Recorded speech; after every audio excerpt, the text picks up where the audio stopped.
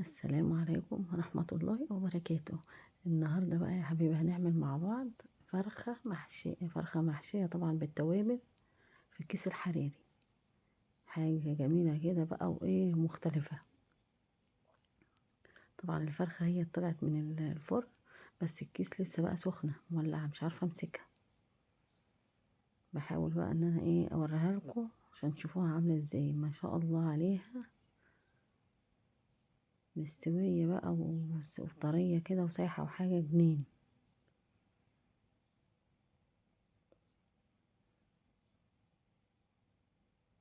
طبعا الفرخة بقى بالخضار تحتها في الكيس الحراري هتوفر عليكي كتير بدل وقفة المطبخ وتقعدي تعملي ده لوحده وده لوحده.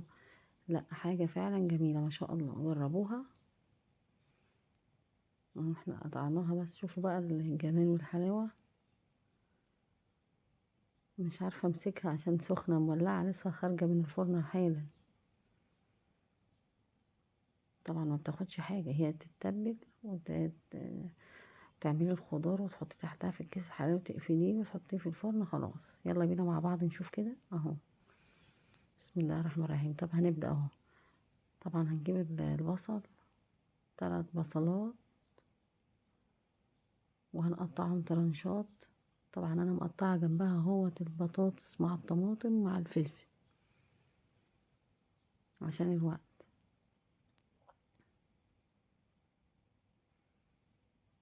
هنقطع بقى اهو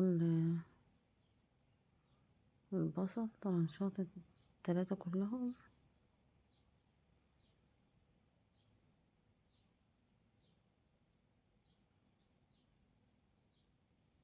خلصنا تقطيع اهو. هنجيب بقى البهارات اللي هي ملح فلفل ملح كمون ملح ابيض كزبره ناشفه حسب بقى الرغبه.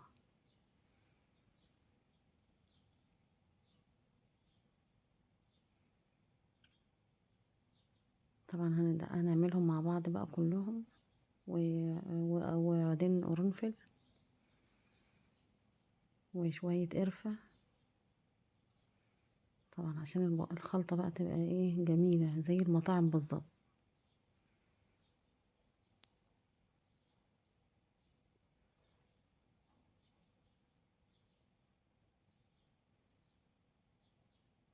طبعا انا شلت شوية كده حطيتهم مع الخضار اللي هو البطاطس والطماطم والفلفل الاخضر والحراق.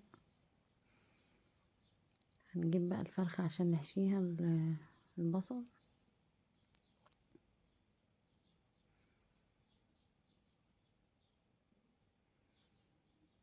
طبعا الفرخة ما شاء الله مغسولة كويس ومتنضفة بليمون وبهارات وكل اللي عندك يعني.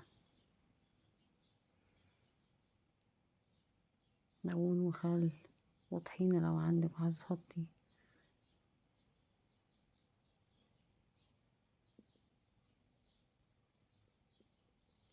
حشيناها بقى التتبيلة اللي احنا عملناها.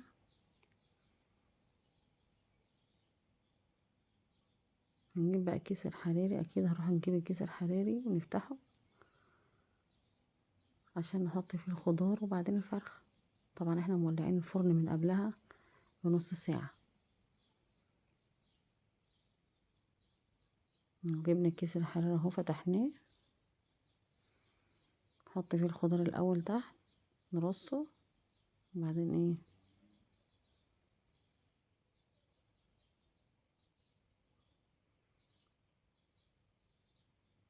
طبعا في كيس حراري فيه كبيرة وفيه صغير، فانت حسب الحاجة اللي انت هتستخدميها تفتحي الكيس الحراري.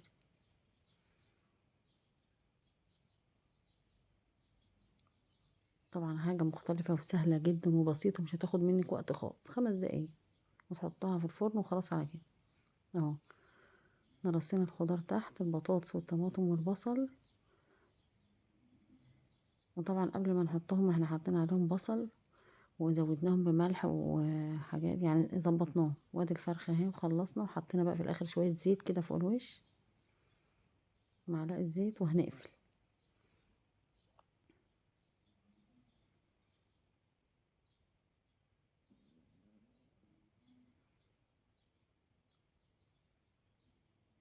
نقفل كويس طبعا، وبعدين نجيب السكينة ونغزغز كده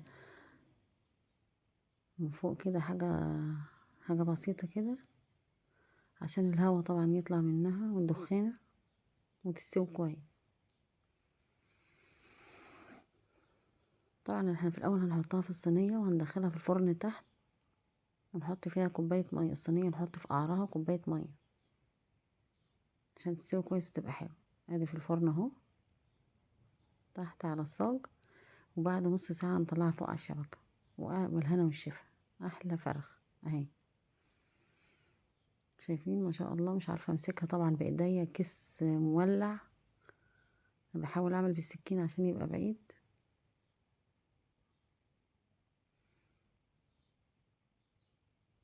هتاكلوا احلى فراخ واحلى خضار تحتها ما شاء الله، بالهنا والشفا.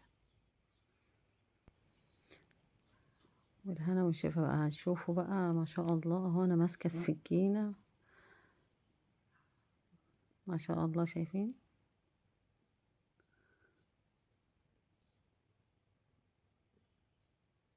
نحاول نفتح الكيس. طبعا الكيس لسه خارجة من الفرن، والكيس طبعا مش هقدر امسكه.